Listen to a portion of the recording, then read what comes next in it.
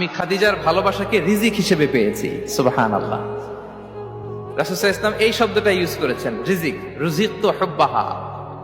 এবং তিনি দোয়া করার সময় বলতেন, আল্লাহ, কিয়ামতের সে বিভীষিকাময় দিনে যেদিন বন্ধু বন্ধুকে চিনবে না, স্বামী স্ত্রীকে চিনবে না, বাবা সন্তানকে চিনবে না, পীর সাহেব মুরিদকে চিনবে না, নেতা কর্মীকে চিনবে না, ভাই বোনকে চিনবে না, সেই কঠিন মুহূর্তে আল্লাহ আমি আমার খাদিজাকে যেন ভুলে না যাই। রুজিকতু হুব্বাহা। খাদিজার প্রতি ভালোবাসা আল্লাহ তাআলা আমার হৃদয়ে রিজিক হিসেবে দিয়েছে। তাহলে রিজিকের সর্বোত্তম স্তর হচ্ছে পুণ্যবান স্ত্রী, নেককার সন্তান। আর রিজিকের পরিপূর্ণ স্তর হচ্ছে মহান আল্লাহ তাআলার সন্তুষ্টি। রিজকের পরিপূর্ণ স্তর যেটা, সেটা হচ্ছে রিদাল্লাহ, আল্লাহ তাআলার সন্তুষ্টি।